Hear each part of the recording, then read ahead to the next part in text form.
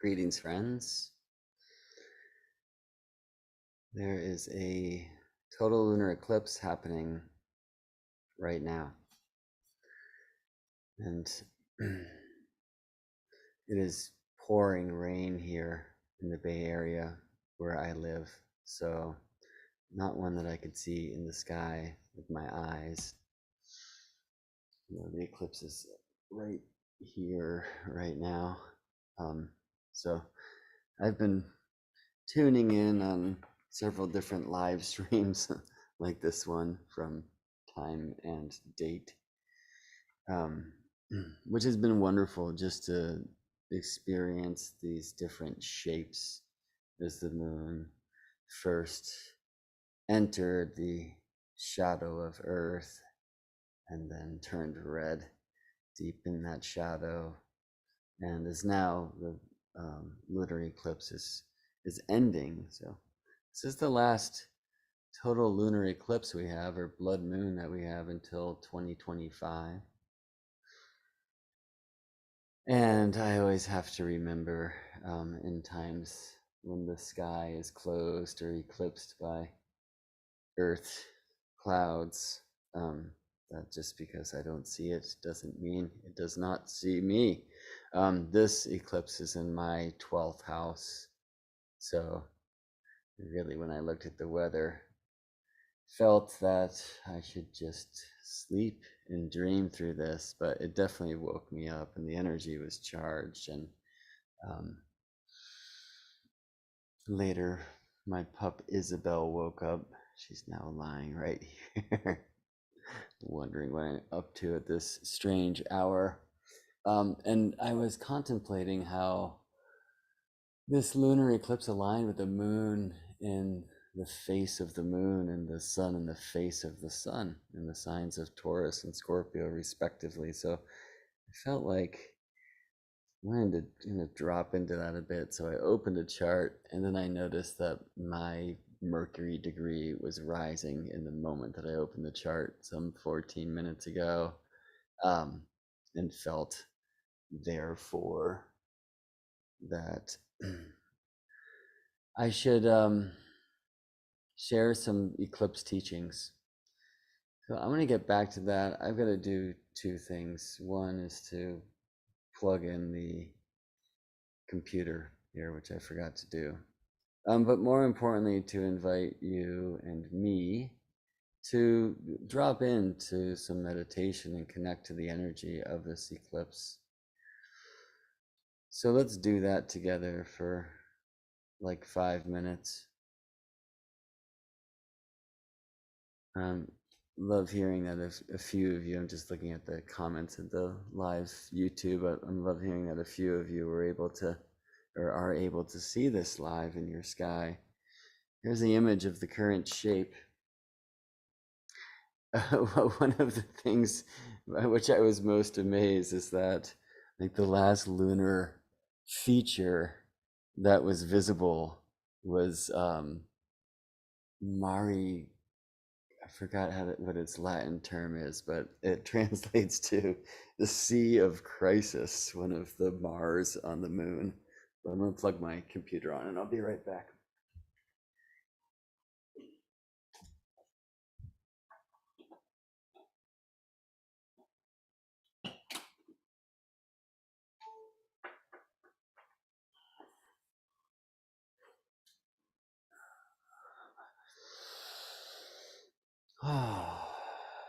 Right, so I'm not gonna guide anything here. Well, we'll see what happens. But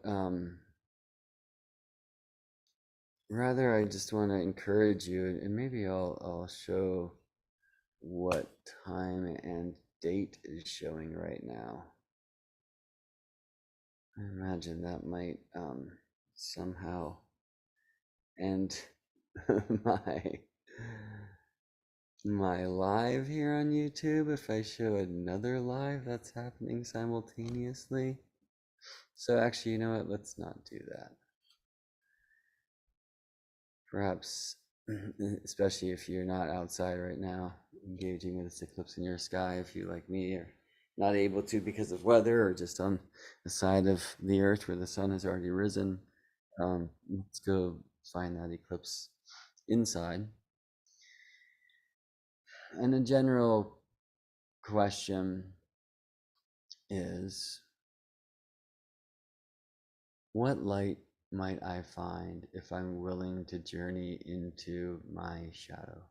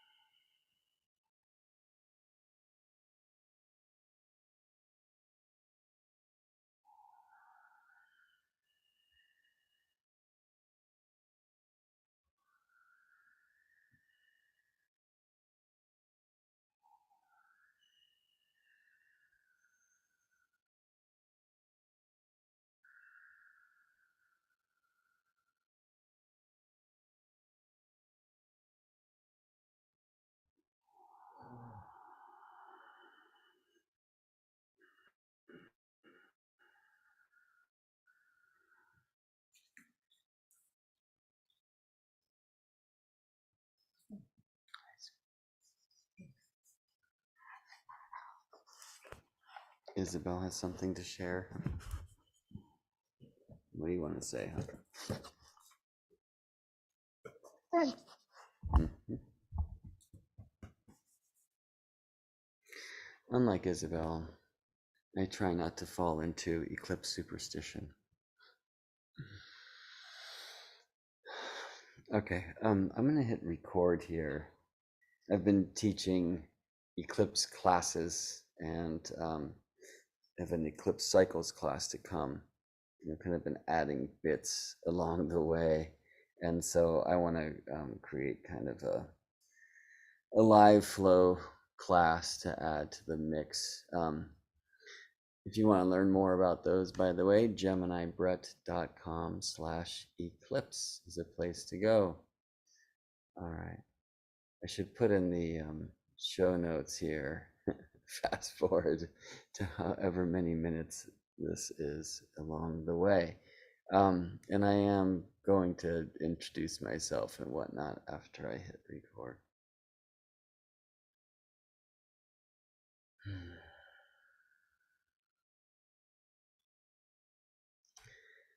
Salutations from space and aloha from Earth, friends. This is Gemini Brett. Today is November 8th, 2022, according to clock time. Anyway, it's 4:23 a.m. where I sit in the Bay Area of California, and we're in the midst of a lunar eclipse, a total lunar eclipse, which is no longer total. The moon is now coming out of Earth's shadow. That's an image from Time and Date, the wonderful website, and that's a live image from Perth.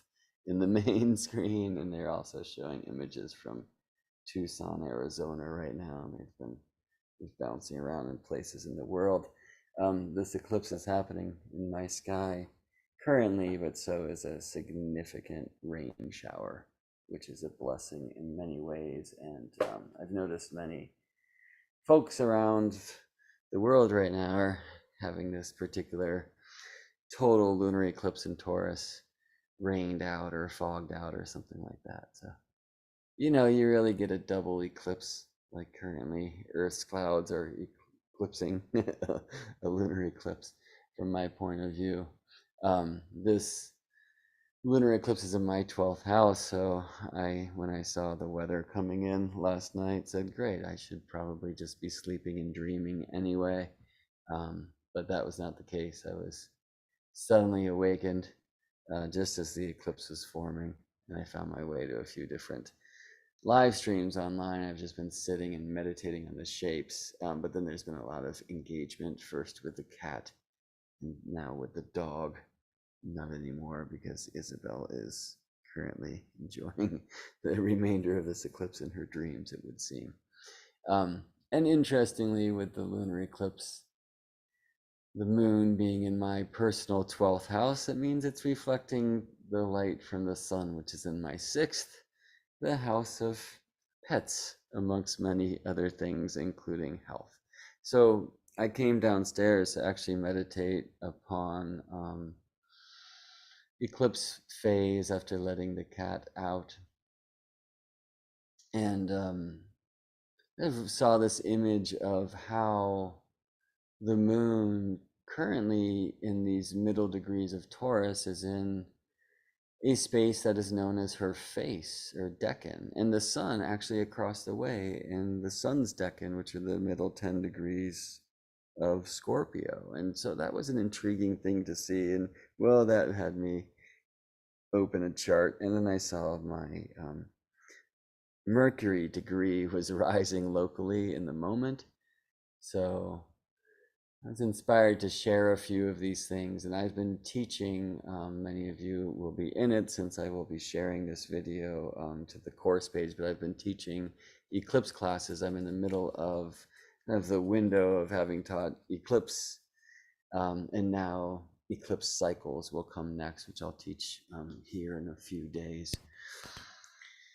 But really, there's never enough time to teach all of these mysteries of space, and there's nothing more mysterious than eclipse, perhaps nothing more powerful. I mean, certainly from a visual and, dare I say, astronomical experience, and my living experience, the strongest astronomy also brings the strongest astrology. Eclipses are mysterious. It's hard to put our fingers on them, and you know, there's a lot of superstition and fear around eclipse, and some evidence in personal lives and cultural experience, collective experience that supports that eclipses are no joke. You know, it is about shadow. The symbolism is quite clear. It is, you know, losing the light in shadow and then the light returning or the light reborn. So a meditation question for any eclipse at any time, even whether it's solar or lunar, is what new light will be born in me if I choose to courageously journey into my shadows. Eclipses accelerate. You can see, in a sense, every phase of the moon that we are blessed to experience during the course of a month, during just minutes of a total solar eclipse or hours of a total lunar eclipse. It's an amazing thing that speaks about eclipses as acceleration portals, but and it's not always this way because of all sorts of amazing astronomical awesome sauce, but typically you see these phases like in reverse. Right, so a total lunar eclipse, for example, begins full, It's the full moon, which passes through Earth's shadow, yes? And as the moon starts getting bites taken out of her by Earth's shadow, first of all, you get to see these kind of, you see images that you will never see in moon phase, right? During an eclipse, you see these, or solar eclipse or lunar eclipse, you see these like the Pac-Man shape, right? Or the cookie with a little bite out of it. But you do get to a place where it kind of feels like a half moon. And just before totality, there's this crescent. And the totality in the lunar eclipse is like the new phase, right? The moon now is in the darkness. It's just not the darkness of our experience because the moon is so close to the burning light of the sun, which is why most new moons are visibly no moons, but rather the darkness of the moon's face because she is passing through the shadow of Earth, being occulted by matter, if you will. So in a sense, you're going from full to new and from new to full again, which of course is how it works. But if you track the phases, you see the shape of the waxing crescent just before new. And then as moon comes out from the shadow, you first see in the light now revealed, the new light revealed, you see the shape of the waning moon, right? So instead of the phases moving from like new to waxing to full to waning to new, it's like full to waning to new to waxing to full. And so not only are we experiencing in this kind of clear symbolic expression a portal of acceleration, but in a sense, it's asking us to go backwards. So when we ask this question of what new light will be born in me if I courageously journey into my shadows, those shadows likely are rooted in the past. Eclipses themselves have past roots. The degree that's being eclipsed right now in the zodiac has been eclipsed, likely 19 years ago, maybe not. It belongs to a family of eclipses that last came around 18 years, 11 days, and 8 hours ago. And that eclipse stimulated a particular space of the zodiac. This same eclipse family will come around again 18 years, 11 days, and 8 hours from now. And so these time portals of these eclipse families, which tend to last for about 1,300 years, with eclipses of the families, typically about 71 or 72 of these eclipses, spaced by periods of time, 18 days, 18 years, 11 days, and 8 hours, and so many eclipses of these families, these like dragon strings, if you will, in the rhythm of the dragon's pulse. 18 years, 11 days, and 8 hours. I'm going to show one more image here from Time and Dates live stream, right? So like that's a phase that we never see in the moon, like only during eclipse. Yeah. Now, should we never look at an eclipse, right? Before we talk about working with eclipses astrologically and some astrological principles for working with eclipses, and frankly, what we'll see there in a sense is principles for working with any astronomical happening, any transit chart, whether we're speaking about doing this globally or looking at that transit, that moment of current time in respect to the moment of our birth, looking at a transit to our nativity. So we're going to get into that a bit here. Should you ever go look at an eclipse at all, should you dig a hole and bury yourself to avoid that strange light?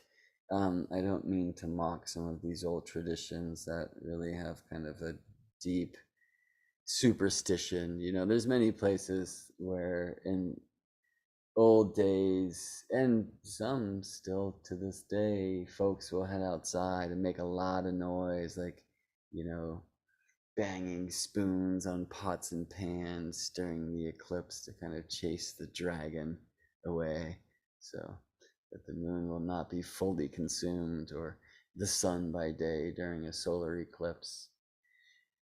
Some say, and many astrologers teach, you should just never look at that light, like bad things will happen. I mean, I've seen many eclipses and I've seen very good things happen as a result. And I've experienced many quote unquote bad things. And so it's hard to say whether or not any of that would have gone down had I not gone to look at the eclipse, or, brought a crew of folks to go celebrate and have ceremony around these powerful portals.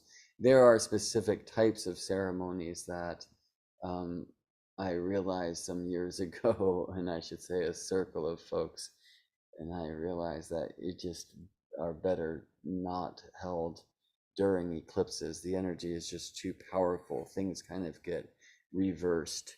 And it's better to be in a space of like sobriety. I'll also say one of the superstitions that I do personally practice during eclipses is I don't eat. Sometimes I'll fast for the entire day, or like half a day before and half a day after. Um, During the eclipse, usually it's only water, if anything at all.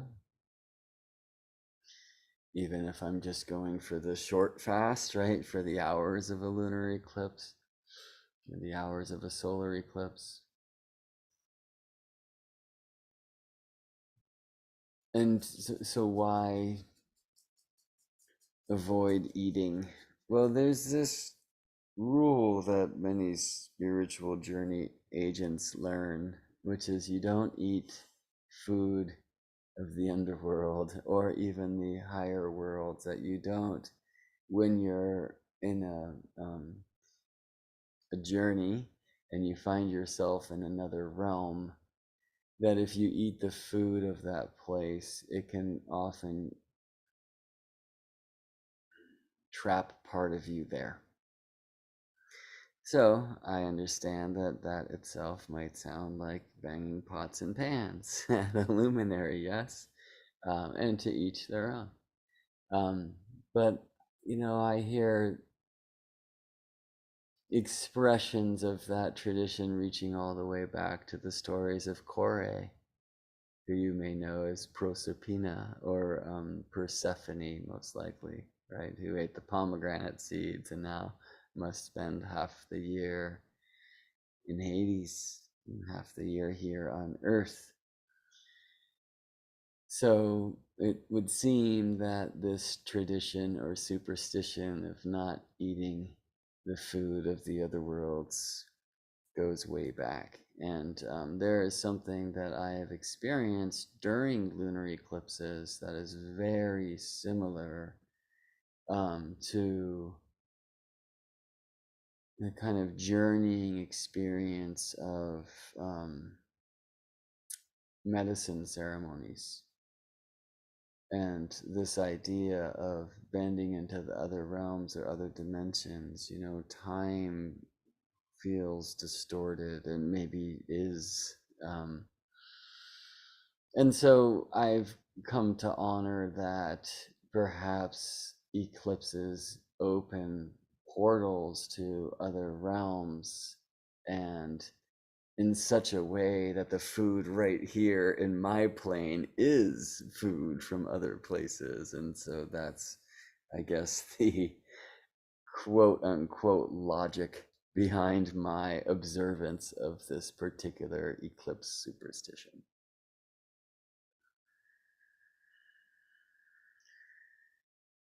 What I want to speak about now is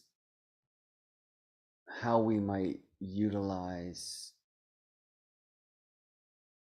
the sacred science of astrology to not forecast the energies of eclipse. I'm going to speak about that less than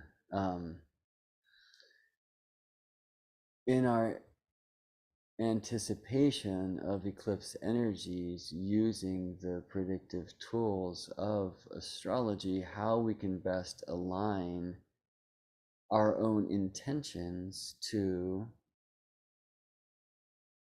the energies available of this acceleration portal. You know, how can we look at this maybe first and foremost globally, right? What is this eclipse for all of us on Earth? And then personally, right? How does this eclipse inspire my own soul's code as described by the planetary alignments at the time of my becoming, of my birth, my natal chart? So one more look at the current state of Cookie, which still has a little bit of a bite out. Show some views from other places, and thanks to Time and Date. Timeanddate.com is a wonderful place for learning where eclipses will be visible, what the timeline is, if they are visible, where you live, where you might be able to travel to close by. They have so many wonderful resources at that website, timeanddate.com and moonblink.info are two sites that students in my Eclipse Cycles Master Class will certainly be visiting with me when that class is taught on November 12th. If you're not watching this in a time that I currently perceive to be the future on the course page of the Enter the Dragon Eclipse Masterclass, then I invite you to check that class out, which you can do by visiting geminibrett.com/eclipse.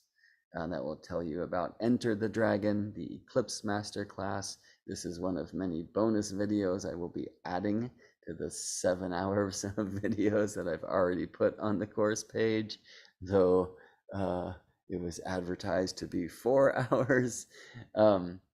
And should you choose to enter the dragon with us, you will find those 7 hours of class material waiting for you, and there will likely be more. Certainly this video posted soon, and you'll also then receive an invite to join Return of the Dragon, the Eclipse Cycles Masterclass, which I will be teaching live on November 12th, 2022, Saturn's Day.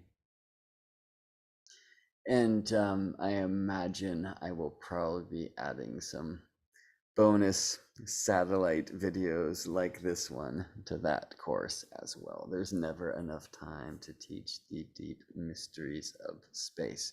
Okay, so rods and cones warning here. We've been in this kind of dark, like fiery blood moon space, but the moon is coming out of Earth's shadow. Things are going to get very bright, okay? I want to just share, I had an experience some years ago. Interesting, it was in 2014, which this particular eclipse season is bringing me back to, something I will discuss in the coming Return of the Dragon class. But I brought a crew of folks down to Arizona. Well, many were already there, and I met them there, and we celebrated this blood moon. And at first, I was a little sad to be in Arizona under dark skies, where typically, well, at least during some times of the month, you just see the beautiful river of stars, the Milky Way, but not at full moon time, right? When the sun rises to illuminate the earth, he hides the sky. This is why the 12th house, where the sun rises, is associated with hidden things, friends, right? By day, there can be only one star, the one we call sun. And the moon, of course, does not completely eat the rest of the stars in the sky like sun does, but eats a bunch of them. And the Milky Way can't be seen during full moon time. So at this night in Arizona, it was like, no, no Milky Way for me. I finally got it out of the light pollution of in the clouds of Seattle. And here I am in Arizona, and this big moon is eating the sky. But as the moon journeyed through Earth's shadow and this occultation happened, at that time, stars slowly started coming out.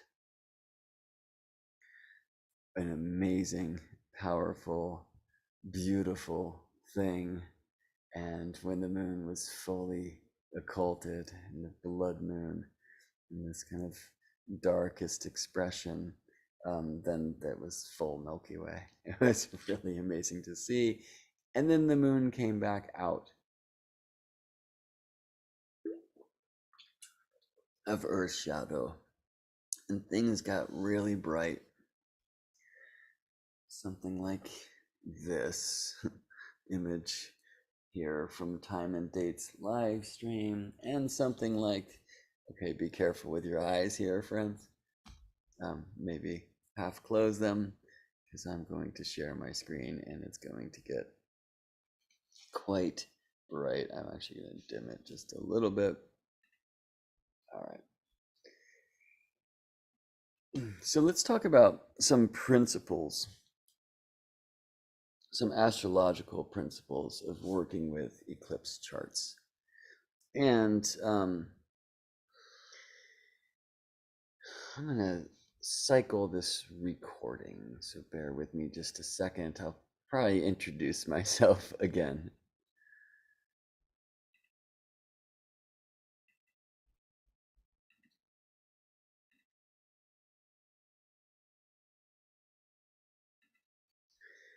Salutations from space and aloha from Earth, friends. This is Gemini Brett here at 4:46 a.m. on Tuesday, November 8th, 2022, according to clock time, but we astrologers know the next day does not begin until the sun rises. And so this is still where I sit here in the Bay Area of California, Monday, the day of the moon, which would be revealed in many places, including in an essential dignity chart. And in fact, I'm currently sitting here in the 10th hour of Monday night, according to magical time. And so it's moon's hour of moon day where I currently sit.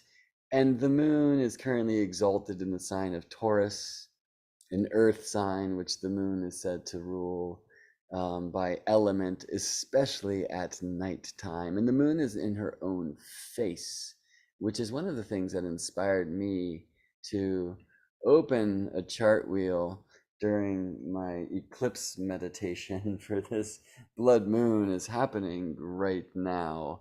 And when I opened a chart to explore this essential dignity of the moon in her own face, reflecting Scorpio sun, and the sun is in the face of Scorpio.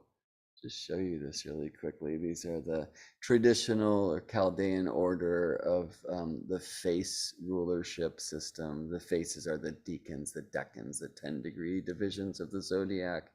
And according to the tradition, the 10 to 20 degrees of Scorpio is said to be the sun's face. So the sun is there now along with Mercury, and 10 to 20 degrees of Taurus said to be the moon's face. And so the moon is there now, yes? Realizing we could probably get a little pointer device to help show some of these amazing things. And so I came down to kind of meditate on that because I was actually inspired today to, to teach and lead a Decan walk beginning with the March equinox in 2023. And then I realized during this lunar eclipse as I'm kind of meditating upstairs, oh wow, this lunar eclipse has the moon in her face and the sun in his face. That's probably why this is happening for me. And so I needed to open a chart, and when I did, it was, well, 7 minutes ago at 4:01 a.m. local time. The eclipse is happening right up here, but it's being eclipsed also by a significant rainstorm. And so I've been watching it on several different live streams from around the world, and just meditating into the energy. But then I also wanted to open this chart to explore some of these ideas of working with eclipses through the many levels of essential dignity. And when I did, I noticed that 12 degrees and 39 minutes of Libra was rising here locally. And well, that is my personal Mercury degree. So I figured this would be a good time to go live and add a little bit to the Enter the Dragon series of Eclipse Master Classes I have been teaching. Um, I want to first, before we talk about this locally or personally, look at this from a global point of view. And one of the ways that I'll do that is just put it on a 0 Aries wheel and take the angles off of the chart. But let me go back also to the eclipse moment here. And yeah, so Libra was rising where I live in the Bay, but if I just take those angles away, I wouldn't encourage you to think of this as a first house. This is meant to be rather a houseless system. And so we can now just tune into this eclipse energy from like a global perspective, right? And that means planets in signs. We measure the location of the planets in the signs of the zodiac, not from the surface of the earth where we live and breathe and have the opportunity to witness these heavenly happenings, but rather from the center of the earth. This is what geocentric means. Topocentric is Earth's surface. So why from the center of the earth? We don't live there. We weren't born there. Well, it's very beautifully an expression of many things. One of these being we are all journeying through sacred space on spaceship Earth together, my friends. And it is that heart of Gaia, that center of our planet where we are all connected. You'll reach your hands to the sky with me. I'll just let you know that you are pointing to a different star than I am. But travel now down through your spine, and we will find each other and all others in the center of the earth, where in every moment, always, we are all one. But every moment is experienced in a different way, and one of the ways that we can know this truth astronomically is the geometric arrangement of the planets around our planet Earth in any given moment is entirely unique. I hear this as music. I feel, in a sense, that every planet is a unique instrument and that it plays on its own unique instrument. It holds this note kind of determined by the sign in which it resides. 12 signs, 12 notes in an octave, at least according to the Western tradition. And so there's this great chord that's being played in any moment by the celestial symphony. That chord resonates in the heart of Earth, right? And that resonation, that vibration is experienced by all earthlings on her surface. So in this sense, we are experiencing the energies of the above from below our feet in the center of the earth. And so this is the geocentric truth of astrology. Now, I feel like I want to give this a title.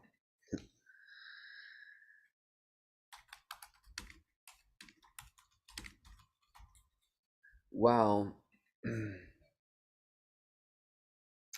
Planets in signs are measured from the center of the earth. In the center, the below, where we are all one, therefore is the whole. planets and houses are very much a local consideration and certainly a surface consideration on Earth. Okay. So the below, the whole signs, the above, the particular houses. So we'll start here just by engaging with this eclipse chart from the whole point of view, from the center of the earth. How is our earth experiencing this eclipse, this Taurus blood moon, the blood moon, a term for a total lunar eclipse, because when the moon is fully occulted by Earth's shadow, she does not disappear entirely for the refraction of the red light. In a sense, you could see this as like Earth's sunsets from one side and sunrises from the other being projected or refracted onto the lunar surface. Turns this moon like this ruddy red orange color. Hopefully you've seen a blood moon before. It's a most amazing and beautiful and mysterious thing to behold, and I feel it's a great transmission of the secrets of spirit and soul that we can witness only because we have had the courage to incarnate into a vessel with blood running through its veins in a place with the appearance of time and space, which allows for growth through first feeling. Feeling opens healing, healing opens knowing, knowing is our growing is the growth of the one and only thing, which itself is everything, so it cannot grow, yet it will never stop doing so for miracles like you and me and anyone who chooses to dance to the song of their soul. And astrology can help us tune in to the growth potential, opportunities, venues, timings, etc. So what are some of the astrological principles of working with eclipse? Well, first, start with the chart. Take yourself out of it. Right? I find that it's very difficult to teach astrologers who are studying in the modern system the primary motion of rising and reaching and resting, the spinning of the sky. And one of the reasons for this, because we're so used to looking at the motion through the signs, which goes counterclockwise in a chart, but the motion through the houses, everything rises into the 12th, and like this is clockwise or sunwise. And one of the reasons why it's difficult, I think, to teach astrologers that is in our day and age, it's difficult to find astrology students who don't always have their own chart in the middle of the thing. Now, by the way, I'm going to put my own chart in the middle of this, so I don't want to be a total hypocrite. I'm not saying that's bad, right? But it's, I think, very helpful, powerful to first, when we're engaging with the moment of time, try to take ourselves out of it and explore how this is happening for Earth. And some of that would ask us also to attempt to remove our biases, right? I mean, this is the first ever total lunar eclipse on election day in the United States, which, by the way, for I think more than 100 years has always been on a Tuesday with the sun in Scorpio. Scorpio, traditionally one of Mars's signs, Tuesday, Mars's day. You see, so there's some of my bias about elections and the magic of the strange ones. The powers that shouldn't be, perhaps. But anyway, how can I take that out? My opinions of what I see in the news, or, and I don't want to remove that fully. I want to bring it back in. But first, to try to explore astrology from perhaps a more like rational point of view. And this is maybe the last type of astronomical experience where I should be suggesting that, although it is very much suggested, at least the tension of like the rational mind and the deep authentic heart and the expressive sensual body, like that's all in this map. And many of you will know exactly which aspect I'm speaking to here. Okay, so let's just talk about general astrological principles of working with a transit chart.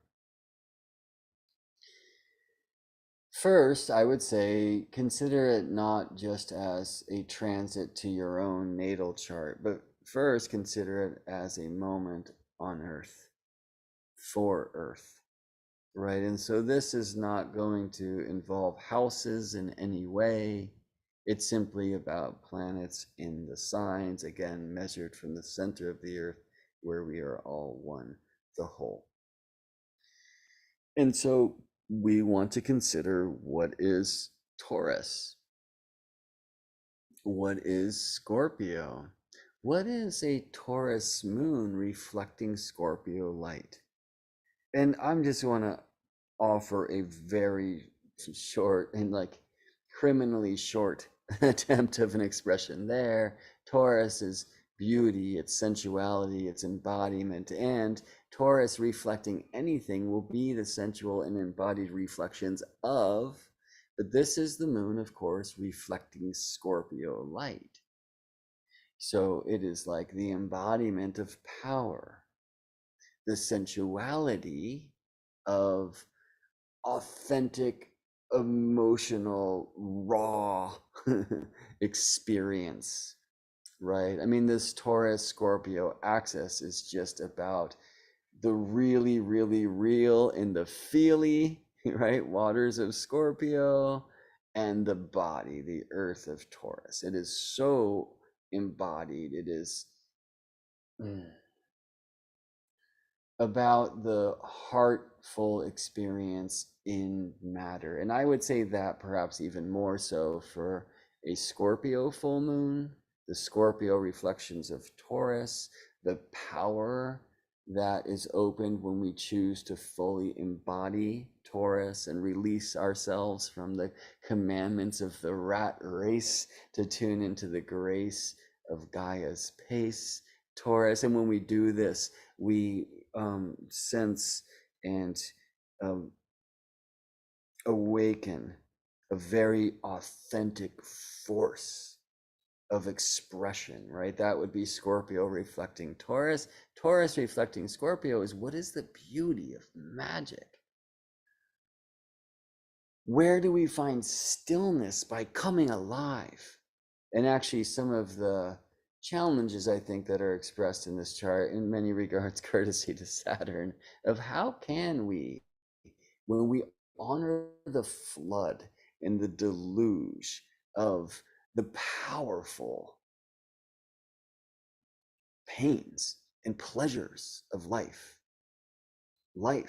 death, right? This is the Scorpio mysteries, the phoenix who rises from her ashes, the snake who sheds his skin.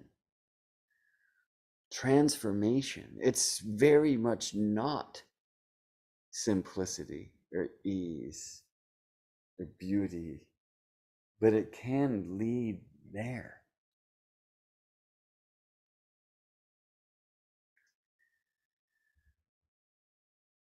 You know, it is not simply the calm before the storm, it's the calm after the storm. It's choosing not to attempt to run away from the tidal wave, but rather turn around and dive into it to find yourself in the calm waters on the other side of that raging undertow that almost took your life. Maybe instead of diving in, simply sitting, but I'm not sure that would be the Scorpio way to find the Taurus flowers on the other side. A friend of mine just recently shared this wonderful reminder: no mud, no lotus.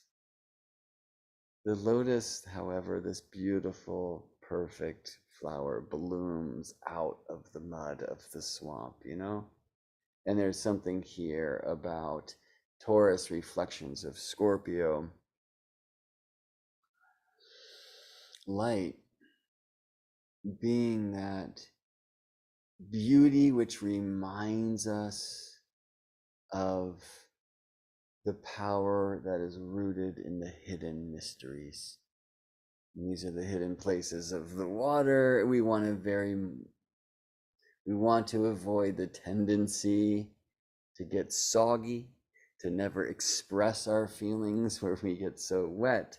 So we would like to bring some fire to this game. And yet you're not going to see that on this chart. We will see Chiron actually here in the sign of Aries. I looked at that degree, by the way, and I'm like, wait a second, my Mercury is at 1239 Libra, exactly opposite there. Have I been honoring Chiron opposing my Mercury? And so, wait, it's hard once you know your chart to take yourself out of it, right? But that's okay. We want to bring ourselves back in. Just look at it first from a global perspective. Then maybe even contemplate, does this make sense with what I'm experiencing in the news or in my community or whatever that is? And then bring it to your natal chart. And it's like, oh, right, this is why I'm experiencing that. This is how I'm connecting to, etc. Right? So anyway, there certainly are fire signs represented by Chiron, and also by, this is the true black moon Lilith measurement, I believe.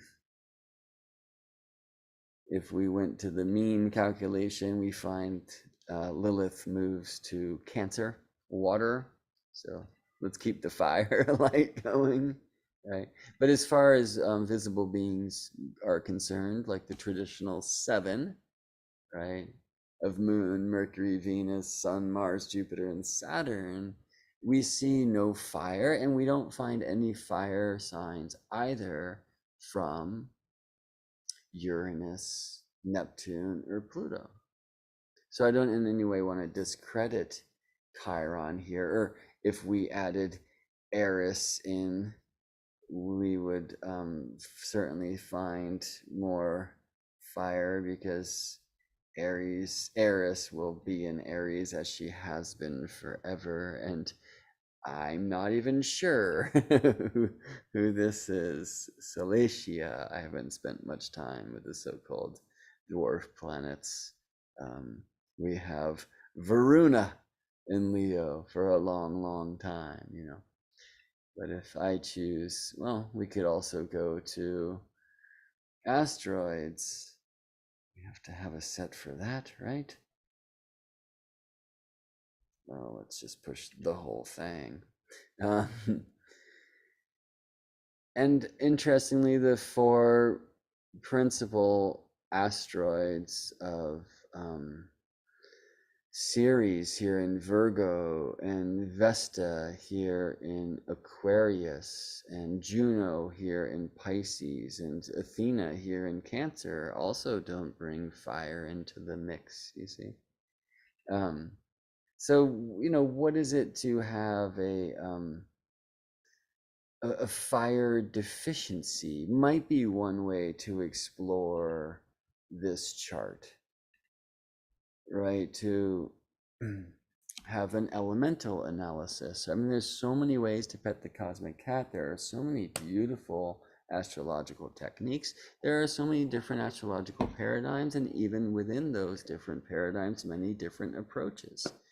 And while I certainly personally don't begin with an elemental analysis of a chart, right? Like when I go, oh, let's see, Astro Gold software, your wheel and basics, and no fire and a whole bunch of water, right? You might find this a little bit disproportionate to the planets that are listed here, and that just because it's a weighted thing. I will also, as long as this is up, look at like the difference of nocturnal sign being earth and water signs to diurnal signs being air and fire signs. And again, by the way, this is weighted where the moon and the sun will get extra consideration. Of fixed signs to cardinal, especially immutable signs, right? So like these can be really wonderful ways to explore a chart. Many start with the shape of the chart. What is it that everything's kind of contained from this space of the South Node in Scorpio to Mars here in Gemini? right? Many of us will first just kind of see these strong aspects or geometrical alignments of the chart. It's interesting to see this very strong T square, which I've already spoken to, but will more blatantly.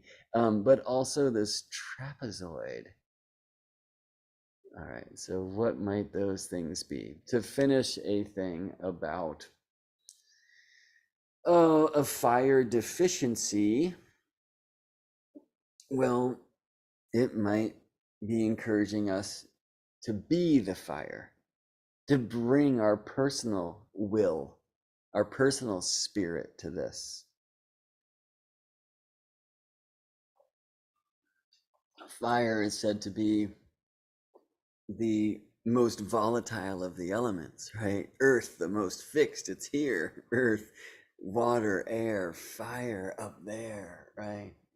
Earth, the body, the water, the feelings, the air, the mind, and the fire, some kind of spiritual device up there. But when we bring the fire down, right, in the inner mounted flame, it is that personal heat of our will that will allow the body to be warmed and to express the waters that we so often suppress, right? Because we are taught not to cry or express our joy. Keep it down over there. You're making someone else feel bad, you know? So, a lack of fire might say there's a lack of motion, that we're gonna have to sit in this thing and stew in this thing and really experience it. And actually, in a sense, that wouldn't be the worst. But if you got a fireplace to light, I recommend you do, especially the one within. So oftentimes an elemental deficiency will show us like quickly where elementally, um, energetically to kind of start the work to complete the circuit, if you will. And in fact, there's very particular degrees of this chart that will show us some strong places we can do firework. And it's cool also to see things like this fire sign of Aries, which currently hosts Chiron, which currently hosts and has for hundreds of years hosts Eris, but that we have like this long-standing Pluto Eris square that's part of this moment. We have this K2, that's the south lunar node, Chiron quincunx, that's part of this moment. When I see Ceres here on the screen, we have this yod, the so-called finger of God with Aries, Chiron, and the Mercury Cazimi. We could go on and on and on, but I personally have been gravitating more and more towards traditional astrology. And so, though I love working with asteroids and many other planets and dwarfs and whatnot, I usually, even when I put these on a chart and beginning my investigations with Moon, Mercury, Venus, Sun, Mars, Jupiter, Saturn, and the lunar nodes. So, speaking of the lunar nodes, we can only have eclipses when a new moon or a full moon meets near these lunar nodes because they are, from Earth's point of view, where the paths of the moon and the sun cross. Typically, a full moon will not be shadowed because the moon will be above or below Earth's shadow, but that is not the case when the full moon, which is moon opposite sun, aligns near the lunar nodes, yes? No, but what is it for that moon to be with Uranus? What is it for the sun to be with Mercury and Venus? What is it for this to be a lunar eclipse at the north node, which we often associate with kind of a future orientation or a movement forward? And I would say, in many senses, it's like, again, remember some of the shadows of the past. There's an acceleration portal available for us in all eclipses, and we can find new light reborn if we are willing to journey into our shadows. And they are often rooted in the deep past, but eclipses really mutate time in such a way, and we learn this by studying eclipse cycles, that some of the far future can be brought back into this mix too. Okay. So I think first and foremost with any eclipse picture, where is the moon? Where is the sun? Of course, for a solar eclipse, they will be conjunct. And for a lunar eclipse, they will be, by necessity and definition, opposite a full moon. And they're going to be near the nodes. However, a lunar eclipse can happen up to like 18 degrees away. No, for a lunar eclipse, up to 12 degrees away from the nodes. For a solar eclipse, up to 18 degrees away. So the luminaries, the moon and the sun, are not by rule in the same signs as the lunar nodes at the time of either a solar or a lunar eclipse. And this time, yes, we had a Scorpio solar eclipse 2 weeks ago near the Scorpio south node, and now this Taurus blood moon, Taurus total lunar eclipse right near the north node. Yes. These nodal points in these specific degrees, 13 and a half of Scorpio and Taurus, like will be in many regards just as significant as the degree of the zodiac 16 Taurus, 16 Scorpio eclipsed by the luminaries. And that becomes perhaps more interesting at times where the luminaries are further from the nodes, especially like when they're in different signs. You know, you can have a Scorpio eclipse with the node in Sagittarius or in Libra, for example. But on another level, when the luminaries are closest to the nodes, that's when we get these total lunar eclipses or total or annular or hybrid solar eclipses. And in many regards, those are most powerful. They're certainly more powerfully, visibly, experientially, astronomically, and therefore I would suggest astrologically too. So start with the sun and the moon and the lunar nodes, for these are the things that make an eclipse. But then we want to tune into, the whole chart. And some of this we'll do through strong aspects and aspect patterns like this. But we can also explore the chart shape, elemental analysis, as we touched into just briefly before. By the way, in the elementalist analysis, or at least temperament analysis, we'll also explore the phase of the moon. The full moon is actually said to be kind of the last moment of the fire week of the moon's phases, which go from new air, fire, and then earth and water. So this is also kind of a moment of shifting from the fiery waxing full to the earthly waning full, right? After full, like the moment after this thing. So that's interesting. And the temperament of the sun will typically be found not only in the element of the sign that currently hosts its travel, but also in the seasonal energies. And for the sun, I would suggest that is opposite. For the hemispheres, the northern hemisphere, of course, Scorpio being the autumn, which is said to be earthly, cold and dry. It's pretty wet here right now. And Isabel wants to go outside, so I'll be right back. Where in the southern hemisphere,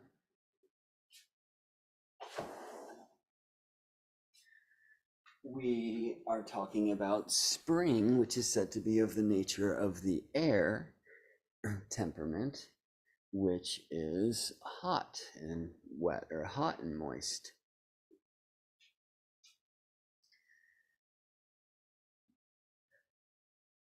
Izzy, that was so sweet. I don't think she really wanted to go out in the rain. I think she was knocking on the door to let me know that the cat wanted to come in from the cold. And speaking of cold, I'm gonna go, well, let's leave that door open so she can experience a rain shower. Okay. Yeah, I'm gonna bring it back to my pets in a second when I put my chart back in the middle.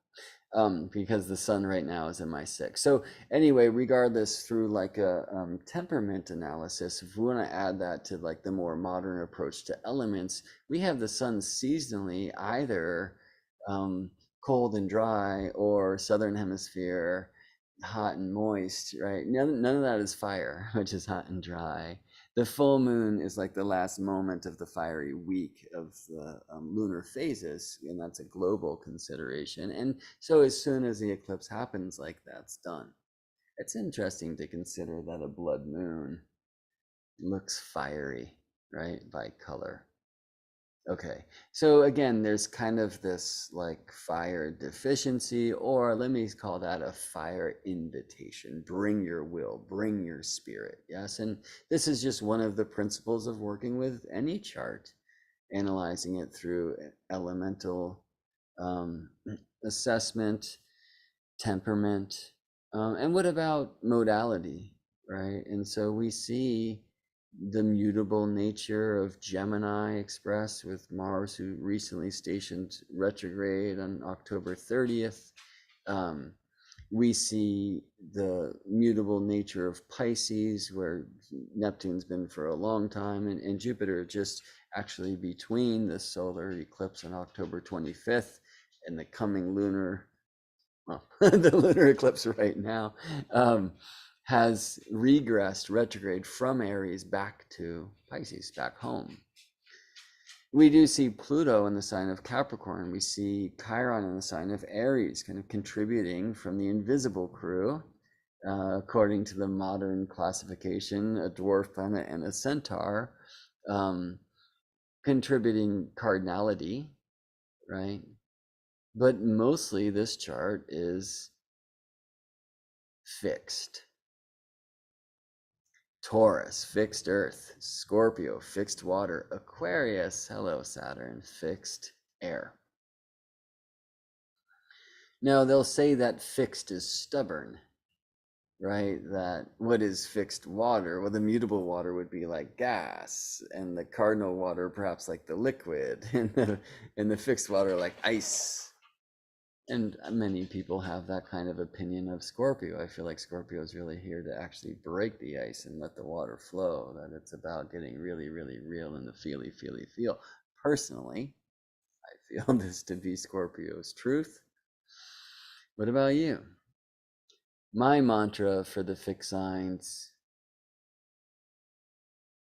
is fix yourself to fix the world. And I see the fixed signs as the art of the elements. Art is the bridge between science and spirit. I see the mutable signs as the spirit of the elements themselves, that the cardinal signs are like the science of the elements, right? So how is Cancer science? Oh, you do see Cancer in scientists, but that's not what I mean. I mean the science of water is to water things to help them grow, and that is nurturing.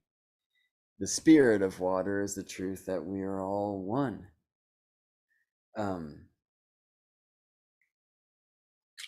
But the art of the water is the art of the heart. It's the pain, the passions, and the excitements. So a strong fixed essence to this chart, because of course, not only do we find the eclipse as an expression of Taurus full moon occulted by the shadow of earth, but when she went in and came out, we saw her fully reflecting Scorpio sunlight to our eyes. We find also the sun is with Mercury. It's a Mercury cazimi, and we'll go back there very soon. And Venus also in Scorpio nearby, the south node in Scorpio, the north node, of course, across the way in Taurus. Uranus right there in Taurus, a degree from this moon, but Mercury's even closer to the sun. And in between the moon and the sun, we find Saturn, who's even more specifically at the midpoint in Aquarius of the Taurus moon and let's do this right, and Venus in Scorpio, right? I go to the dial and just confirm that the head math's working right at this weird hour. Oh, where do we get? Oh, well, I would have to change the dial. No, there we go. So Saturn equals Moon Venus within a degree and Venus Uranus within 13 arc minutes. Okay, so even more than Saturn being between Moon, Taurus Moon, and her landlady, right? The teacher of the Tauresian ways, Venus here in Scorpio, in a sign that's said to be that of her exile.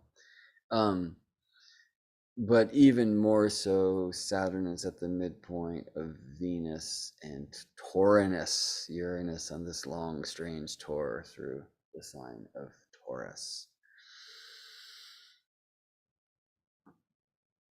So one of the most interesting features of Uranus's travel through the sign of Taurus, which, like all of the signs for Uranus, is about a 7-year journey, is that Saturn has come in to square Uranus. Which reminds me to go close that door. I will be right back.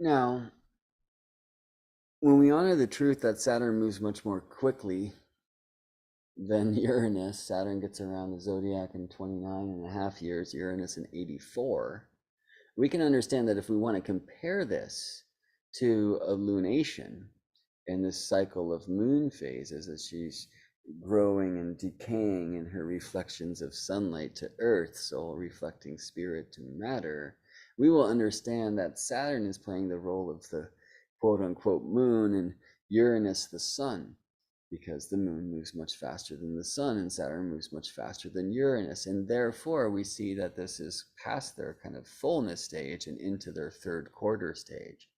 Now, if we go back to the seed of their conjunction, this happened thrice in 1988 in the final degrees of Sagittarius. Mars is actually opposite to the places, near opposite to the places where Uranus and was met by Saturn 3 times in 1988 in the sign of Sagittarius. So the third quarter phase of this cycle would ask us to also look at when were Uranus and Saturn in opposition, right? When did Saturn open in the cycle to first square Uranus from kind of the quote unquote waxing side or the Dexter side? And so we want to bring all of our astrology always, but I think the way I'm going now is probably going to get a little bit too complex. If you've been studying with me in the School of Astrology, I hope some of that language is really landing for you. Anyway, if we get a little bit more basic, let's say places we've already been, so like an elemental analysis, an archetypal analysis of the chart, an elemental analysis of the chart, an analysis of the chart through modality, like cardinal, fixed, and mutable balance also. Some will do the shape of the chart, etc. And then significant aspects and aspect groups. And it would certainly appear that the strongest aspect group on this screen is a T square, right? So that is a planet that is at the midpoint of planets in opposition, right? So those planets in opposition, like Taurus and Scorpio, then will both square this planet at their midpoint. We saw how mathematically Saturn is most square at the midpoint between Venus and Uranus.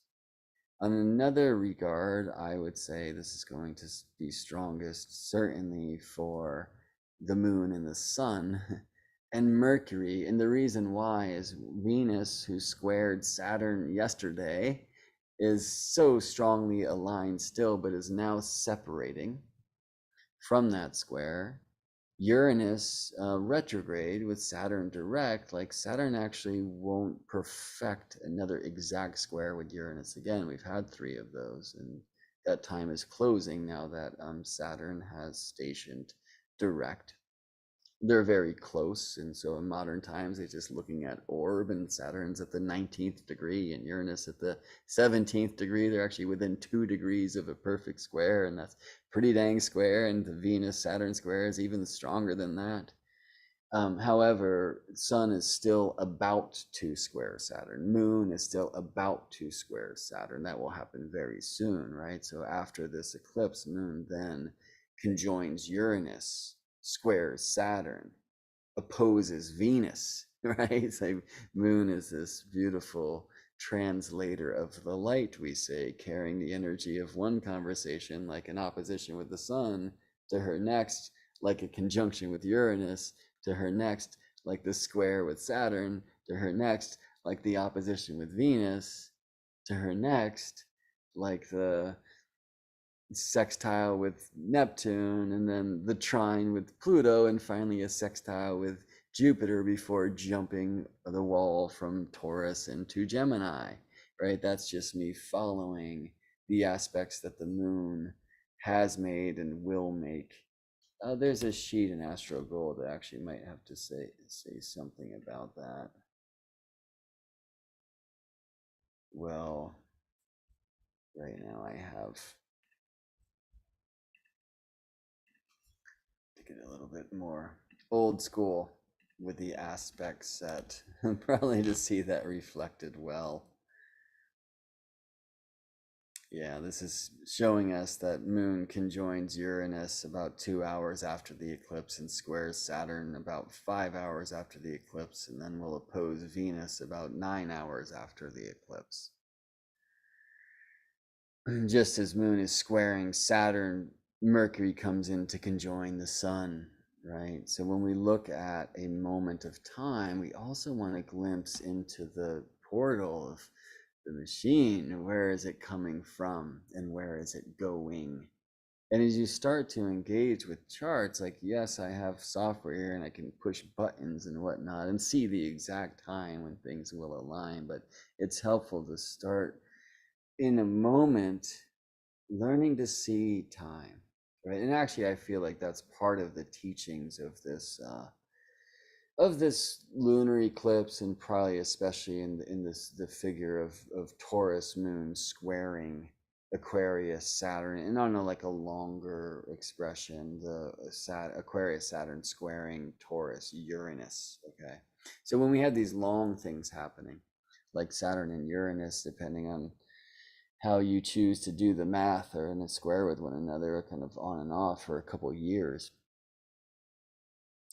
That long-standing square is now being accentuated, activated by this blood moon, also by Mercury cazimi, Mercury conjunct Sun, also by Venus opposite Uranus. So when we have these kind of long-standing transits, personally and in the mundane chart globally, right, we will have activations of those longer transits that come and really stimulate them. In eclipses especially, although always wheels within wheels, cycles within cycles, we can feel where this thing's coming from, where it's going. Where it's going might teach us something about where it's coming from. Certainly where it's coming from will teach us something about where it's going, right? This is the great art of the chart, the sacred science of astrology.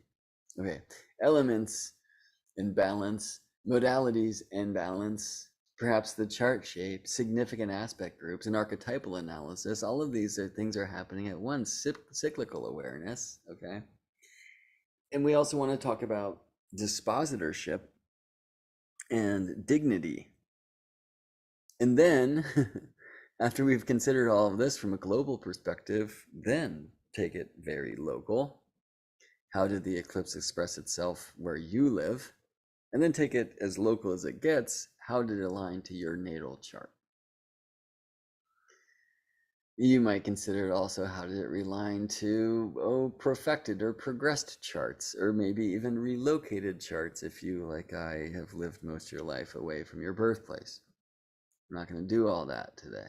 maybe I'll mention a couple things. So this T square of this Taurus group, this strong Scorpio stellium, which is just a creative term for a planet party, in Saturn at the midpoint is like, it's so strong. So let's just speak about Taurus Aquarius, because that's been going on for some time between Aquarius, Saturn, and Taurinus. It's, Uranus wants to change the world. Taurus is not about change. So in and of itself, Uranus through Taurus can be conflicted. Modern astrology often thinks of Uranus exalted in Taurus and therefore in fall in Taurus, probably for this reason. Saturn, not such a big change agent either, while Aquarius kind of is, So there's an interesting, I want to be careful there, because Saturn traditionally, and I live in that space more than the modern kind of investigation, is said to be the lord of the house called Aquarius, right? Like that's his sign, that's his place. So I don't want to in any way suggest that Saturn is contrary to Aquarius, but in this image, I mean, maybe you could even think of this as like a battle, this square of Saturn and Uranus over whose territory is Aquarius. And Saturn's like, I'm here. And Uranus is like, I'll be right back in 60 years or whatever, the kind of things that are very Uranian about Aquarius is, I like to say it this way, breaking broken rules is the right thing to do. This revolutionary energy that will like seed change. But actually, if the rules of the game are good, then it's more about innovations, right? So I mean, like, what is the system of structure, Capricorn? Then how do we like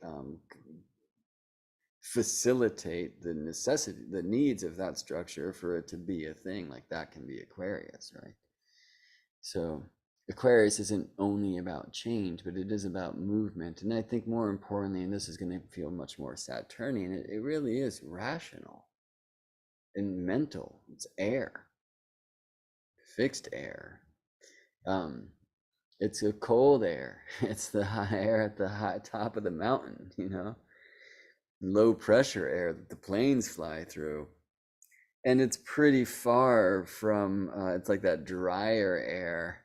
It has less water than other airs do. Like Libra would be the wettest air, right? It's like about connecting and doing relating. It's also about balance and harmony, which is more of the Saturnian side to Libra, I would say, than the Venusian side of relating. But Aquarius has this kind of very cold, high, dry air. Um, I'm just trying to contemplate science and wondering if the air is actually drier at high altitudes. but I don't need to know that to speak poems, okay? Anyway, there's something about Saturn and Aquarius here who's like, well, there's really significant changes going on Earth and things probably especially that want to change, things that we would resist personally, familiarly, collectively. There's this need to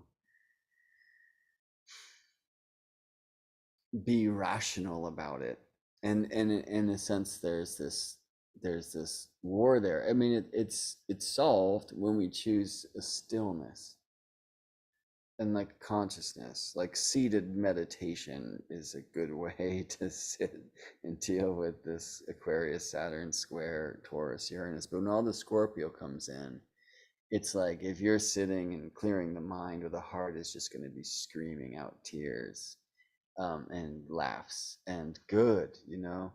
I think very importantly in the alchemical recipe of solvate, coagulate, separate, and put back together, this is a good thing for us to do with the head and the heart. Certainly, it's not a difficult thing for me to suggest. It's a good idea for us to visit and amplify the headless heart. Just let your feelings feel. You don't need to tell a story about them. You don't have to think. Like that's one of the important things to do in these powerful portals like an eclipse is like experience it, and then later let your mind catch up to that river that's just happening from the flow of the expressed heart. So the headless heart is like, nobody's gonna cancel me for saying that. What if I say the heartless head? How you doing with that one? Because that's gonna live more in the Aquarian space. Be rational. The heart's involved, things are just all tidal and crazy, and sometimes it's impossible to get like a higher view. I mean, this is a way that astrology in some senses can assist. We never want to do astrology as a way out and an avoidance and justifying our ill behavior or whatever. We want to do astrology as a way in. Yeah, but sometimes when things are getting really crazy and the flood is here and like we're getting wiped away by the swarms of our emotional experience, it's okay to try to get a glimpse from up above and maybe even outside of time, or a glimpse from higher time. And Saturn and especially Aquarius will kind of allow us to do this. Like, there's nothing for me to really be afraid of where I pulled over by a policeman these days. I couldn't say the same a couple decades ago.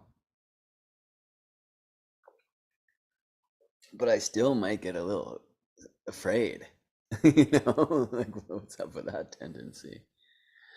Um, and I can also completely understand that many will historically um, have earned a much greater fear of a similar situation. Anyway, if I'm in that place of fear and there's somebody here that like I want to like try to keep it cool, what do? Like, I contemplate the sign of their moon. You know what I mean? It's like if somebody's like power tripping, especially, it might be like, what's Saturn doing in their chart? Or Mars? How is their moon or Venus afflicted? And suddenly I'm in this kind of astrological place, which is way more, mental. But that doesn't work without the intuitive function, and we see that in this eclipse story too. So but there is a challenge here with Saturn and Aquarius saying, like, hold it steady, be rational, where the Taurus moon reflecting Scorpio light, and especially given that she's here with Uranus, which can be a very significant revolutionary, but also very significant traumatic signature in a chart. And Venus said to be in exile in Scorpio and behind the sun, like where we cannot see her, right? There's something here in this axis of Taurus and Scorpio, which is in no way rational. It's not meant to be. It's meant to be here in the body. And with Saturn there in the square, like that's not going to be, his advice is not going to be taken kindly. It's going to offer some balance, and perhaps that balance will most be achieved if we can bring in that fire and do it, especially right here at this kind of 19 degrees of Leo. So some of you will have planets in your natal chart there. I mean, we can tune into just the essence of that place, like it's said to be ruled by the sun, and so the sun's in Scorpio. Is it kind of carrying Leo with it? I mean, I can look at like little divisions of the zodiac, like the 10 center degrees of Leo traditionally are said to be ruled by Jupiter, right? So how can Jupiter help? And then it might bring me to Saturn and Jupiter, who are currently in a novile 40-degree expression, and that's going to go too far afield, I think, right now. I might look at the bounds. I personally, like many students of Hellenistic astrology, utilize the system of so-called Egyptian bounds or terms.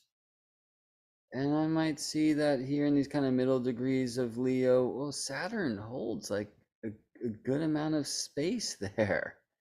And Mercury, right? How might their functions work together? But in aspect theory, we also see that their functions are very square, right? So Mercury is actually will before the sun. Mercury is going to go behind the sun, aligned 5 hours after the eclipse, as we saw. That's the Mercury Cazimi.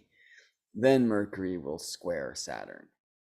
Now, Mercury aligned between Earth and Sun on September equinox, September 23rd, 2022, in the first degree of Libra, where Saturn's said to be exalted. And so Mercury's still carrying the intention of that cycle. He'll bring it to Venus, who's set to rule that sign of Libra. He'll bring it to Saturn, though, in this square, who's said to be exalted in that sign of Libra. And Saturn's, kind of this is just the idea of essential dignity. Like Saturn's strong in Aquarius, and it's a place where I think he can get this message across. But the Scorpio Mercury behind the sun with Venus, like, so they're more likely to kind of throw some plates because like the emotion is really high than to be in the place of the still mind.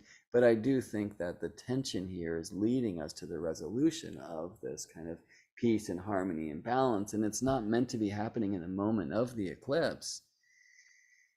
And probably not tomorrow either. I mean, there's something in this which is like building. And that's part of knowing like this science of application and separation in our aspect theory. Okay, so T-squares are tricky, and one of the great ways to attempt to balance a T-square is to look to filling it in and just going for the full, in this case, fixed cross. And so something in this kind of 16, 17, 18, 19, 20, especially Leo zone, could help that. Okay. But we also want to find in all of songs tension and release. So while Saturn is in this strong kind of tense square with apparently everything, right? Like Moon and Uranus and Taurus with this North Node, and then South Node in Mercury and Sun and Venus all in Scorpio, right? We do see a very kind of release-based aspect here in the Mars-Saturn trine. Now, you might say, well, that's like 7 degrees. Okay, actually, like less than 6.5. And what's the orb of a trine and da da da? Well, look, Saturn's retrograde. Saturn has already trined, sorry, Mars is retrograde. Mars has already trined Saturn. Let's see when that was.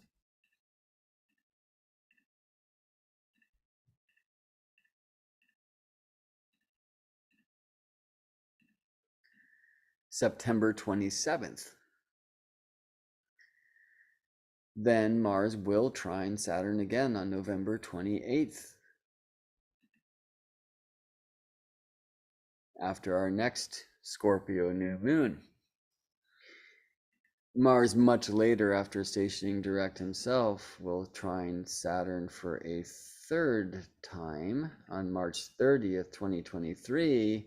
But now with Mars in Cancer, because between now and then, Saturn will have ingressed Pisces. So there are 2 Gemini, Mars, Aquarius, Saturn trines, I believe, and I want to see both of them featuring Mars out of bounds. No, he was in bounds, and the first Gemini Mars retrograde Aquarius Saturn trine, and now retrograde Mars trine direct Saturn will feature Mars significantly out of bounds north. And Saturn might not like that out of bounds nature, because in a sense it's a breaking of the rules, but it will give Mars, and this is kind of Gemini style anyway, some maybe creative improvisational abilities to carry out this trine conversation, which typically flows anyway because there's an agreement, an element, in this case air, like mind. Yes. I'm interested in seeing Mercury was also retrograde, but in Virgo near Venus at the time of the first Gemini Mars Aquarius Saturn trine on September 27th, and that Mercury will be with Venus again, but in Sagittarius. Virgo said to be his home, Sagittarius said to be anything but, an opposite Mars here in Gemini, and so in a wedge shape with the Aquarius moon Saturn conjunction at that time in end of this month, November 28th. So that's intriguing. I'm going a little bit far forward, but one of the answers to the question of which astrological principles should we apply to an eclipse chart analysis is all of them. And this includes moving forward and back in time, especially in eclipse cycle analysis. I'm not going to do that here today. I'm just about to teach a full master class on that. And I think we've spent enough time, but there's a few more things I want to mention here in this chart, and then I'm just going to show you like a kind of personal example. Okay, so one is the tension and release, which you can see in like squares and sextiles. Okay, I mean, I can go into minor harmonics or minor aspects or harmonic aspects, like I'm really interested in Saturn and Jupiter in an almost perfect novile at this time.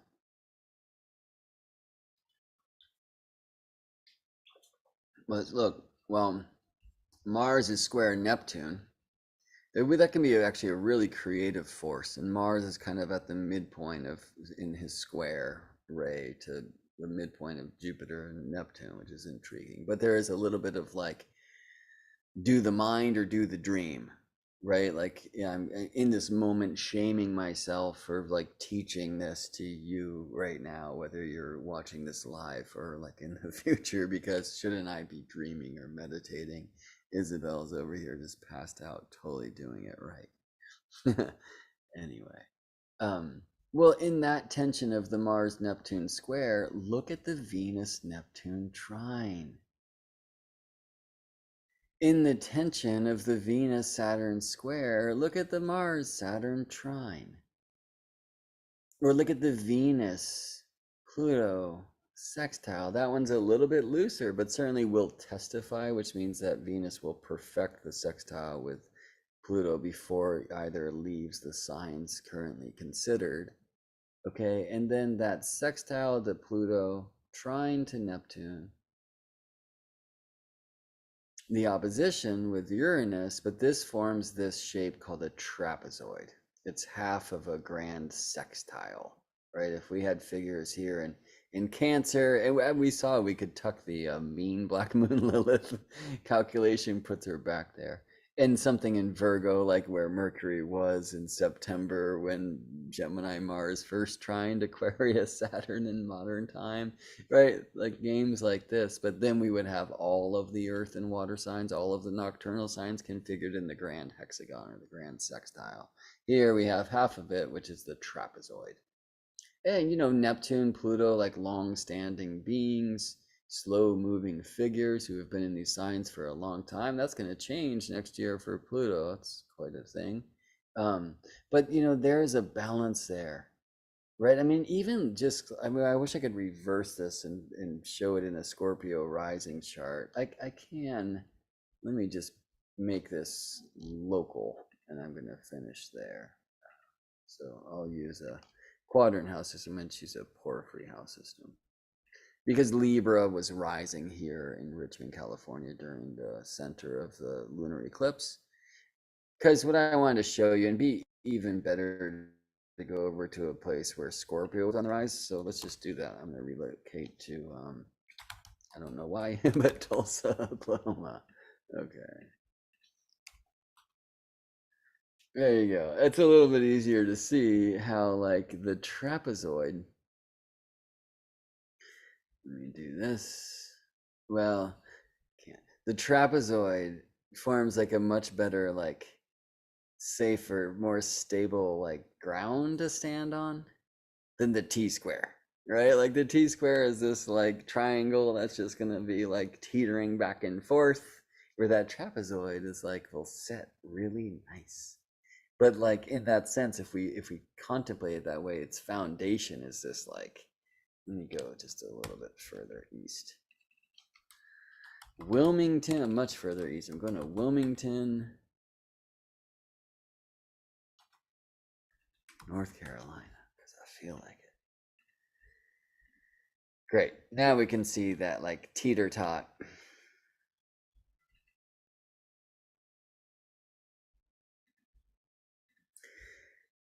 of the T-square, right? We're like a much more kind of solid foundation of the trapezoid. And this is one way that I can engage with this idea of tension and release.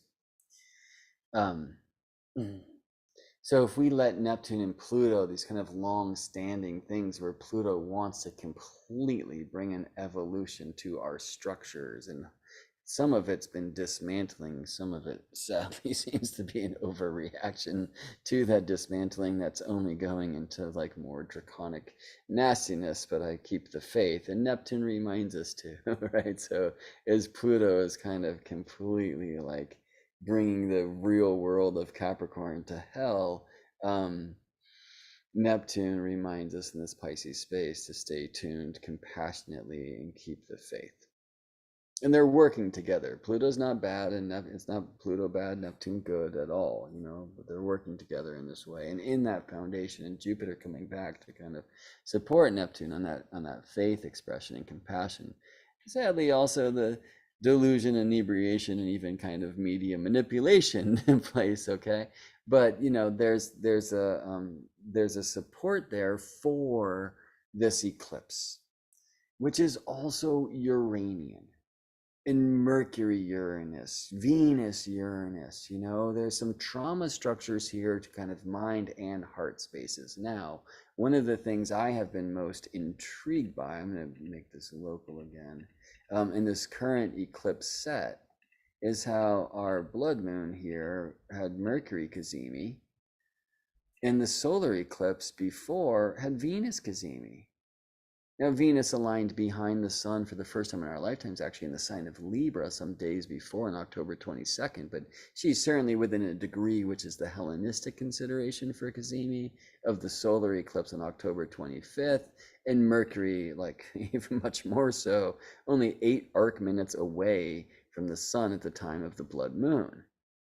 For the Hellenistic consideration, 1 degree away is Cazimi, and it's like a fortification, you know. There's a reset when planets find their way to the sun. Like Mercury's now shifting from the morning star side to the evening star side, but he's doing it back behind the sun in a place where we can never tell anyway.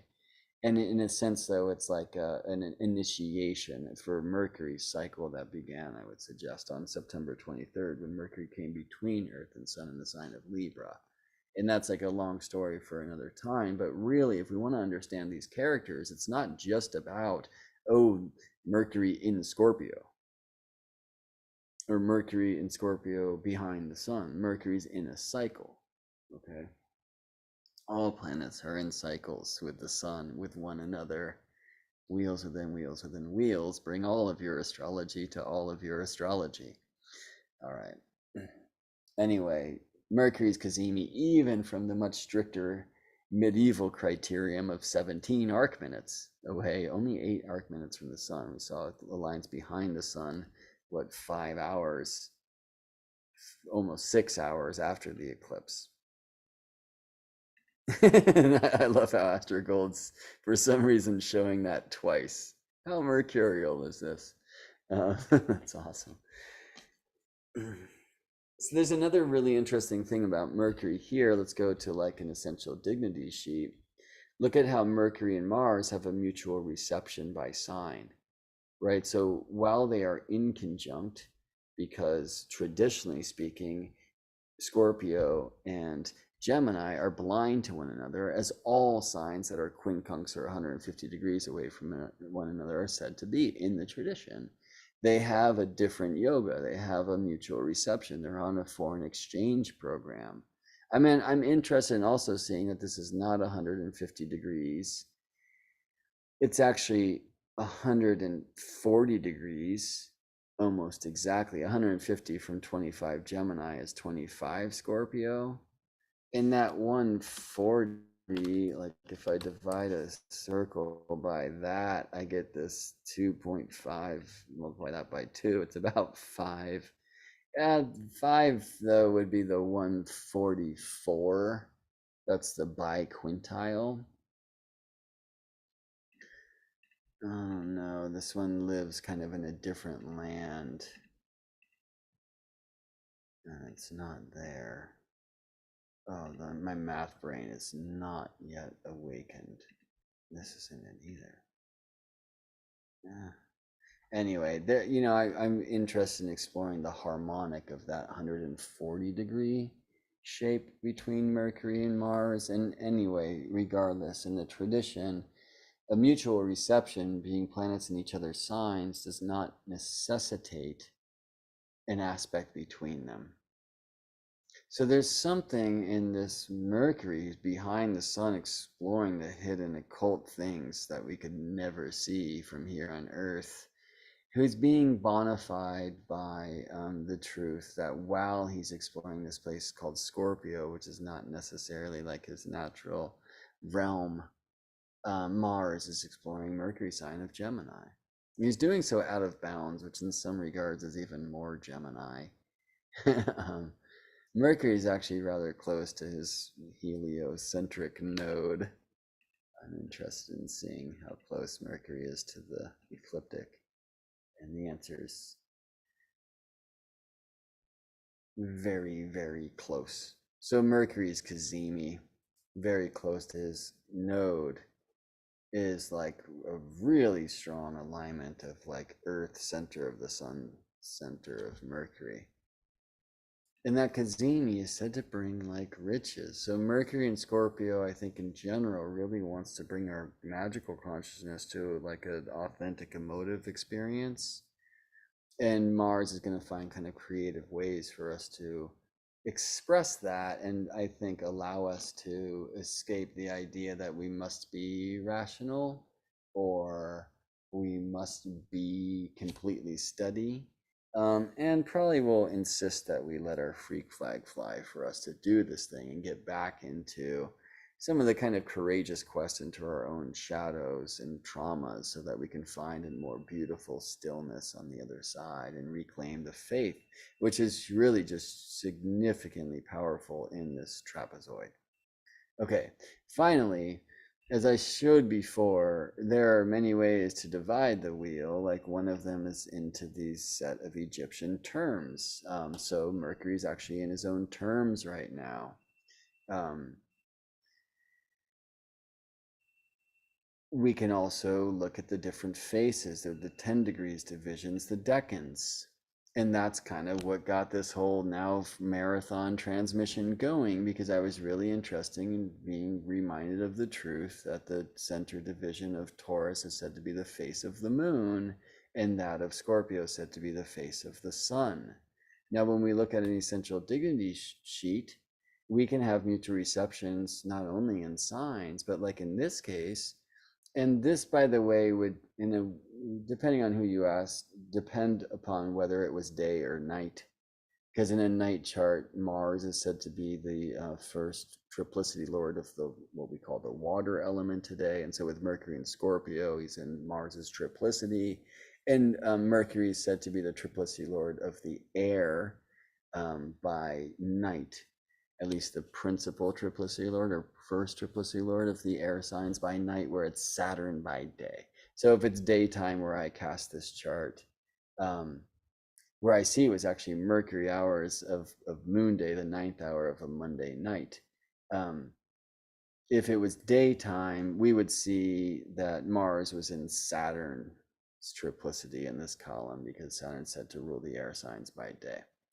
But really, there's 3 triplicity lords for all the elements, and I'm going far afield here now too. Okay, I just want to share that not only do Mercury and Mars have a mutual reception by sign, but also by triplicity. Mercury's in his own terms, which we saw before, and he's the only planet who is. Some say that he makes his own rules there. But Jupiter and Saturn are in a mutual reception in their terms or bounds, and that's a thing. Okay, and many will say that that increases their score on the medieval scorecard, as I like to say it. And Venus, though she's in exile in the sign of Scorpio, is receives a bit of a benefit from being in her own face or her own decan. And the moon and the sun in theirs. For the moon, this super high score, because especially in a night chart, she's said to be the triplicity lord of the earth. She's said to be exalted in the sign of Taurus, specifically in the 3rd degree, but it's 10 to 20 degrees of Taurus that are said to be the moon's decan or the moon's face. Yeah. So we see Mercury is actually particularly strong due to these mutual receptions. Some do not count those in their calculations, right? And we want to avoid, I believe anyway, like completely calculation based, like head astrology, but it can help us actually deepen our journey into the heart astrology. And I'm really interested in exploring things like the decans and the faces because they're frankly kind of new to me. So part of what inspired this transmission is not only that this blood moon is so strong for the world and aligned to all of these planets. And it's really not something I should giggle about because it's pretty damn intense and we're going to be feeling it. But it's aligned significantly for my own chart, so I'm going to do that thing now.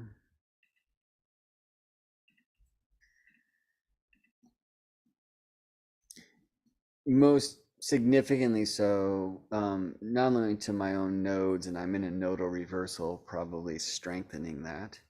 I'm also in what's called the 12th house annual profection since my solar return in October. So the blood moon in Taurus is in my kind of perfected first house. Um, Also, you can see that my solar return was October 24th, which was the day of the solar eclipse, which was at 2 degrees Scorpio, so close to my sun, closer to my Uranus. I was also, as you can see, born with Saturn square Uranus in this same phase of Saturn closing in. So I'm having what's called a mundane transit of Saturn and Uranus now. So the way that this eclipse is sparking that should be alive for me. And you can also see that the eclipse is configured to my meridian. So the home and the roots, and the way that the fruits on the branches of the world tree that we give to the world through our vocation and trying to make a loving and such, right? So this is one of the things that inspired me to teach an eclipse class because, when I saw that my sun, especially 2 weeks ago, was occulted by a solar eclipse in Scorpio, in my sixth whole sign. First of all, I was like, it's in my fifth house, and that's true in many house systems, but definitely not all of them, and certainly not in the whole sign houses. I'm looking at retrograde Mars at my moon, who's going to go retrograde back to my ascendant, an eclipse on my sun, and I'm freaking out and like, oh my God, what's up with my health? And I've started exercising daily, which feels great. Actually, it's been a long time coming. I've been shaming myself for just being like static and doing so much mind and not any body at all. And intriguingly, I've been in this Mars year and an 11th house Aries year from a whole sign point of view, from the system, the predictive system of annual profections and chronocrators. And so, I kind of figured last year Mars was going to get me jogging or whatever. And I was just contemplating earlier when I was meditating on the phases of this particular eclipse tonight, how during the last lunar eclipse, and I kind of have to see where that was in the heavens.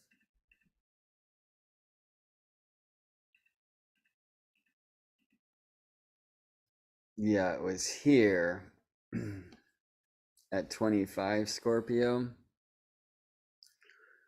I was out like doing karate moves under that blood moon, and I was like sprinting actually back and forth as my camera was capturing a time lapse, and I figured that was when my like exercise being was going to be reawakened. And then it just went dormant, and hopefully that will not be the case. Actually, we need to bring our will to this eclipse, right? I will for that not to be the case this time around. My choose my choice to get more healthy and exercise will not be eclipse. Um,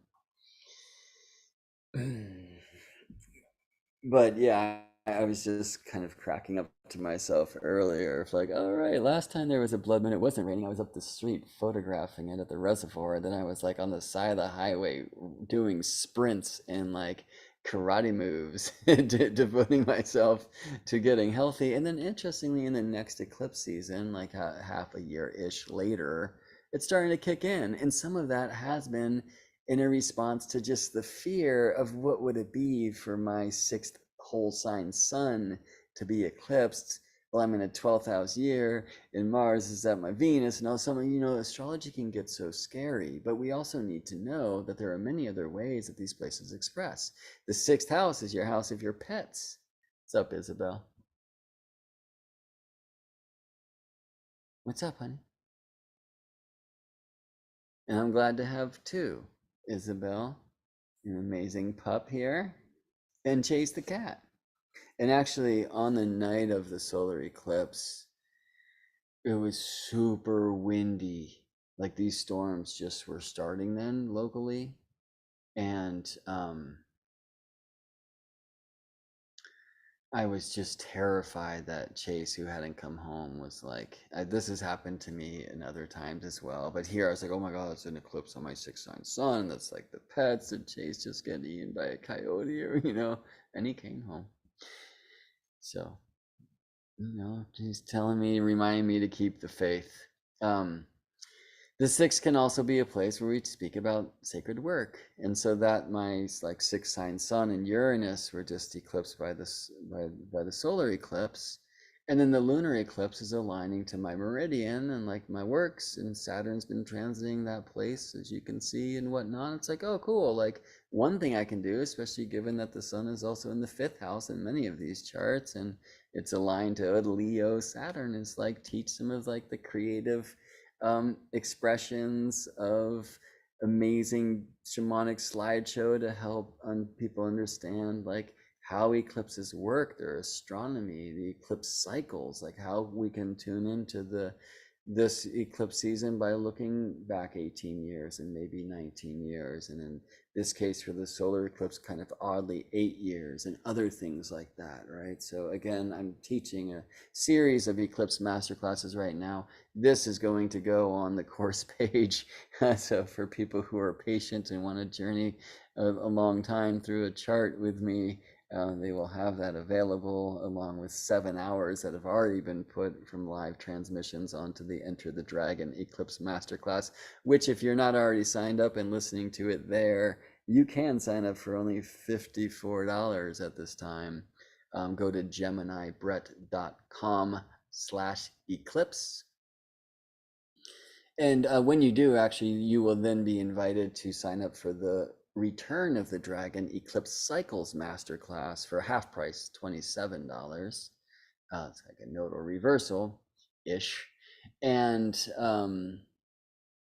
that one will be live from 9 a.m. to 1 p.m. Pacific time on Saturday, November 12th. And I bet you I'll be adding a few things like this to it later too. So finally, like, and I actually skipped a step that I want to get back to, which is this. Honor the eclipse globally. Like, do all your astrology and then some, including what are the bounds? What are the faces? What are the mutual receptions, dignity? What are the dispositorships, What is it for Jupiter to be in his home sign at the time? I feel like I didn't even honor that one. And Saturn at home, and this mutual reception between Mercury and Mars, where I was at the time. What is it for Venus to be in a sign across the way and so-called detriment or exile? How do these things balance out? Where is the exchange? Yeah. Looking at the aspects. And for me, it's like, don't stop with the traditional set, by the way. I'm very interested in looking at the so-called minor aspects, and we see a bunch of quintile, which says be artistic, and undeciles, and all of these contra parallels and parallels that wants to come into the mix. A Jupiter, Uranus, septile, on and on and on we go, right? Do all of your astrology. We even got to see like the Uranian dial and played with some midpoint structures along the way. An intriguing thing to do, my friends. Okay. Anyway, but I would suggest first kind of connecting to it globally, then getting locally. Right? Oh, this isn't you.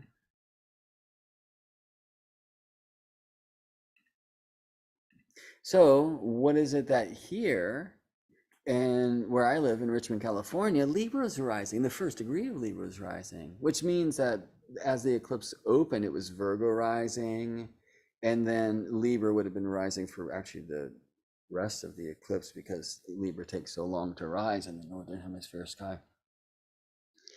But what is it there to have the sun in the second, in Scorpio second, Taurus in the eighth, right? So I'm not going to do all that right now, but I'll say, like, look at it globally, look at it houseless, and then bring it to where you are. Maybe also bring it to your birthplace, right? So I was born in Boston, Massachusetts, and so if I looked at this total lunar eclipse there,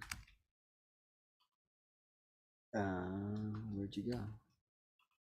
Scorpio was rising, right? The moon was setting. So now I'm talking first house, seventh house, right? Like, get local with it. What is it that Saturn was transiting the IC in my birthplace at the time of the eclipse? Like, there's a whole portal there, yes? And then get super personal with it, right? Look at it like against your own nativity. And one of the things to do there is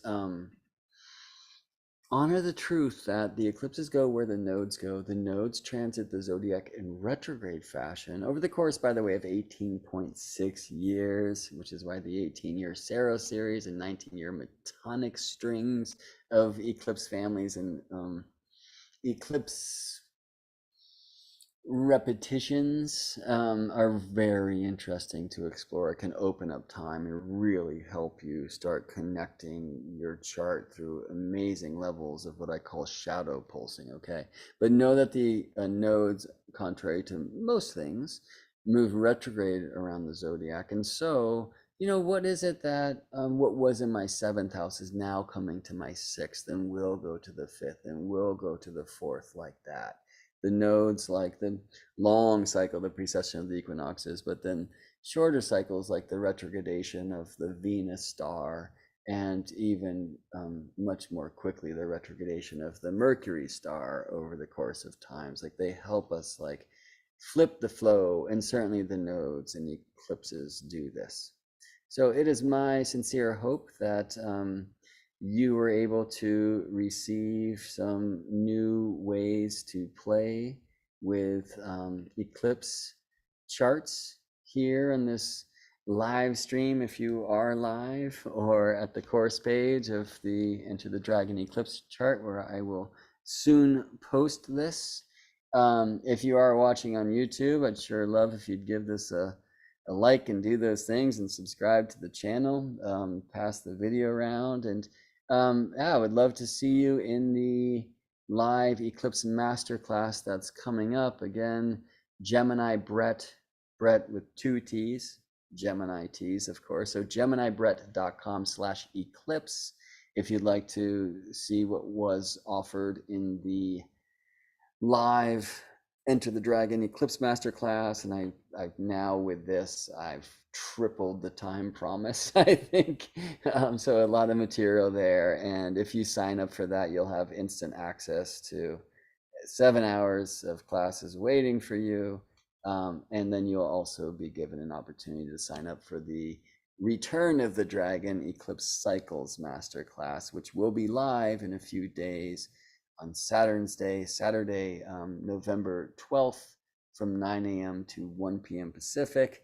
I'll probably go a little bit later than that, and I bet you I'll be adding some more examples, but I really want to do a lot of charts in that class coming up. So would love for you to be there, and I'm very glad that you are here spending some time with me, either live or in a time in which I currently perceive to be the future. May this eclipse help that acceleration of light through the courageous journey into our shower.